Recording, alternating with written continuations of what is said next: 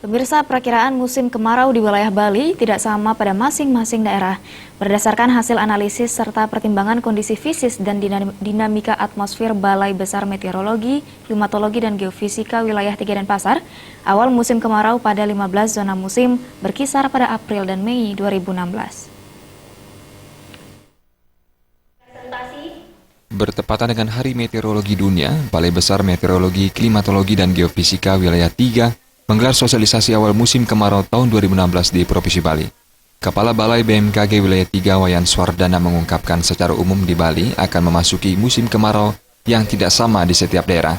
Di mana satu daerah akan lebih awal musim kemarau, 4 daerah sama musim kemarau, dan 10 daerah akan mundur musim kemarau.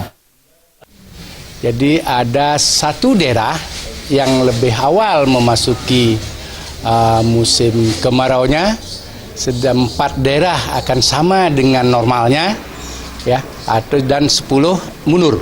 Sementara itu, Kepala Stasiun Klimatologi Negara, Nuga Putrantijo mengungkapkan 15 zon atau zona musim di Bali, di mana awal musim kemarau akan maju di daerah Nusa Penida pada bulan Maret 2016. 6 zon awal musim kemarau bulan April meliputi Buleleng bagian barat, utara, dan timur, Jembrana bagian utara dan selatan, Karangasem bagian selatan, Badung bagian selatan, dan Kota Denpasar.